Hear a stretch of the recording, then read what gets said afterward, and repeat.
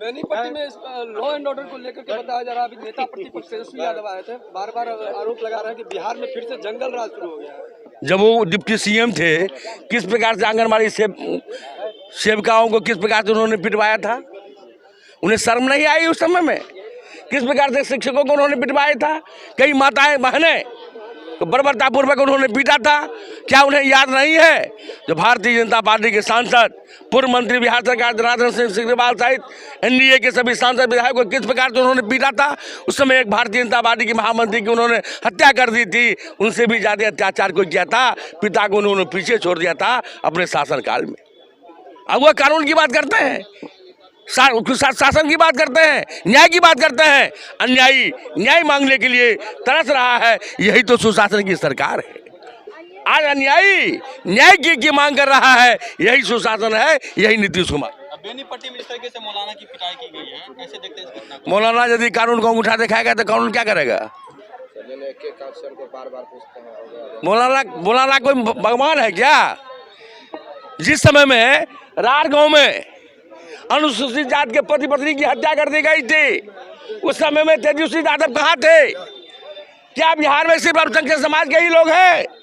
और पिछड़ा, शोषित, पीड़ित और अनुसूचित जाति के लोगों को बिहार में रहने की आवश्यकता नहीं है क्या? अच्छा, नेता प्रतिपक्ष तेजस्वी यादव कह रहे हैं कि मुख्यमंत्री जो अचेत अवस्था में चले गए हैं, उनको क्राइम हमेशा लगातार बढ़ रहा है, पुलिस की बर्बरता बढ़ रही है। जिस प्रकार से अचेत इसलिए है, जिस प्रकार से आदरणीय नीतीश कुमार जी अपने मंत्री परिषद से कैबिनेट के द्वारा बिहार के विकास के लिए, सभी जिलाओं के विकास के लिए उन्होंने प्रशासनिक उद्योग का काम प्रारंभ कर दिया है। अपनी बात को न कर पा करके नीतीश कुमार और कैबिनेट की सरकार, हमारी बिहार की कैबिनेट ने जिस प्रकार से बिहार के विकास का निर्णय लिया है, उससे स्वतः उस काम को देख करके तेजस्वी जी, उनके ईडी गठबंधन के लोग हताश और निराश हैं, बेहोश हैं। बेनीपट्टी में आगे बैठक करने से इसके मुँह मुझे ये लोरा हुए हैं। हो गया अगर ये 2000 जिस प्रकार से एनडीए का पांचों घटक दल का यहाँ पर जिस प्रकार सम्मेलन हुआ, क्या कहेंगे इस बार फिर से? क्या 2025 फिर से नीतीश? 2025 फिर से नीतीश ही नहीं। जिस प्रकार से 2000 आप याद करिए 19 में आरजेडी का खाता नहीं खुला था और बिहार विधानसभा चुनाव में राष्ट्रीय जनता दल गठबंधन के लोग, यदि तेजस्वी यादव का यही रवैया रहा तो राष्ट्रीय जनता दल का खाता नहीं खुलेगा। तेजस्वी यादव एक घोषणा की है, माई बहन मान योजना, उसकी तरफ 2500 रुपया। हमारे केजरीवाल जी भी कई योजना घोषणा, हमारे केजरीवाल जी भी जब वो सत्ता में थे तो कितने माई बहन का जमीन लिखवाए हैं नौकरी के नाम पर, माई बहन भाई बहन योजना। और हमने जो वादा किया था 10 लाख नौकरी, 10 लाख रोजगार, हमने 12 लाख लोगों को नौकरी दे दिया है, 20 लाख लोगों को रोजगार दे दिया है। हमारे कथनी और करनी में कोई अंतर नहीं है। नीतीश कुमार जी, नरेंद्र मोदी जी जिस प्रकार की बात बोलते हैं, और वो दिन नहीं है जो कुछ बार की त्रासदी से हमारा मिथिलांचल और मधुबनी त्रस्त रहता था, पीड़ित रहता था।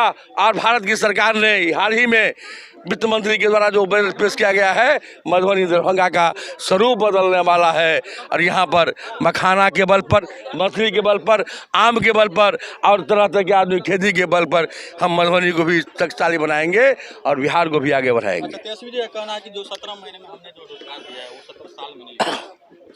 वो जो सपना देख रहे हैं, एनडीए सरकार में जो रोजगार देने का निर्णय हुआ था, उस निर्णय में उस कैबिनेट में भारतीय जनता पार्टी भी थी। कुछ दिनों के लिए हो सकता है कभी कभी सूरज दे, अभी देखते होंगे कुहासा के कारण विलंब से सूरज दिखाई पड़ता है। सूर्योदय तो हम लोगों ने किया था, संकल्प तो हमारा था। कुछ दिनों के लिए बादल सूरज को घेर लिया था, बादल छटा है, सूर्योदय हुआ है, तेजी से विकास हो रहा है। खुले मन से आपने कहा केजरीवाल फर्जीवाल, आज सांसद जी ही नहीं, दिल्ली की जनता ने उन्हें फर्जीवाल और भ्रष्टाचारी, आप देखे होंगे दोनों भ्रष्टाचारी को आज वहां से दिल्ली की जनता ने उन्हें सत्ता से बाहर करके और उनका जहां स्थान निर्धारित था उस स्थान के लिए उन्हें शुभकामनाएं दे दी है। अगला उनका जहां स्थान होना चाहिए शीश महल में नहीं, तिहाड़ जेल में अब वो जाएंगे।